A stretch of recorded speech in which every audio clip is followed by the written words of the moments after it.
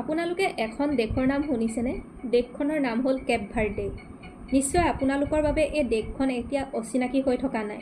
সকলোৰে বাবে পৰিচিত এক দেশ হৈ পৰিছে, কিয়নো ফিফা বিশ্বকাপ অনুষ্ঠিত হৈ আছে।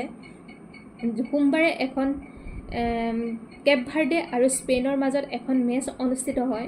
মেচখনত শক্তিশালী স্পেইনৰ বিৰুদ্ধে মুখামুখি হৈছিল, প্ৰথমবাৰৰ বাবে মুখামুখি হৈছিল কেপ ভাৰ্ডে। কেপ ভাৰ্ডে এবাৰ ফিফা বিশ্বকাপত প্ৰথমবাৰৰ বাবে অভিষেক ঘটাইছিল, অৰ্থাৎ প্ৰথমবাৰৰ বাবে ফিফা বিশ্বকাপ খেলিবলৈ সুযোগ লাভ কৰিছিল।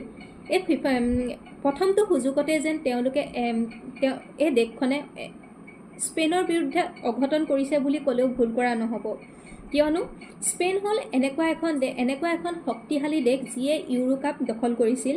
সেই ইউৰো কাপ দখল কৰা দলটো নিশ্চয় আশাবাদী আছিল কালি কেপ ভাৰ্ডেৰ বিৰুদ্ধে জয়লাভ কৰিব, কিন্তু সেয়া হৈ নুঠিল।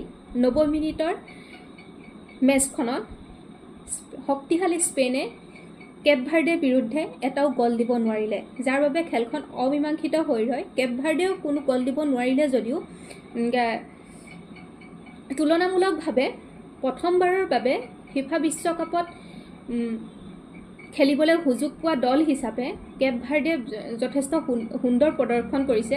তাৰ ভিতৰত অন্যতম হ'ল কেপ ভাৰ্ডে দলৰ গ'লৰক্ষক, যিজনৰ নাম হ'ল ভজিনাহা, এগৰাকী 40 বছৰীয়া গ'লৰক্ষক, যিজনৰ নাম এতিয়া কোনো লোকৰ বাবে অচিনাকি হৈ থকা নাই, সকলোৰে বাবে প্ৰায় চিনাকি হৈ পৰিছে।